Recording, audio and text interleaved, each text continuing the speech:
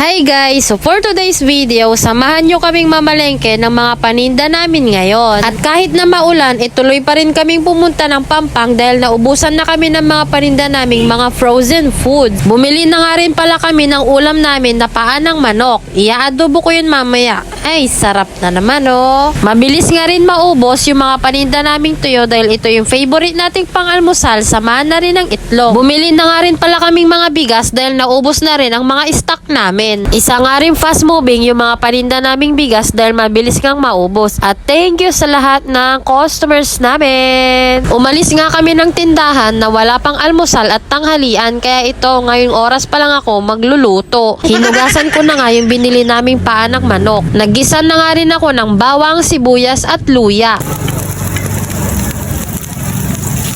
Nung nagisa ko na nga ng maayos, nilagay ko na nga rin yung paa ng manok. Pagkaraan ng ilang minuto, naglagay na nga rin pala ako ng Sprite para pampasarap. Pinakuluan ko nga ulit, tapos naglagay na rin ako ng mga pampalasa. Tapos hinintay ko lang hanggang kumulo. Charan! Eto na, spicy chicken feet adobo. Hirap magbawas ng kanin kapag ganito kasarap ang ulam. Mapapa-only rice na naman kami nito. Thank you for watching. Please like, share, and follow. Bye!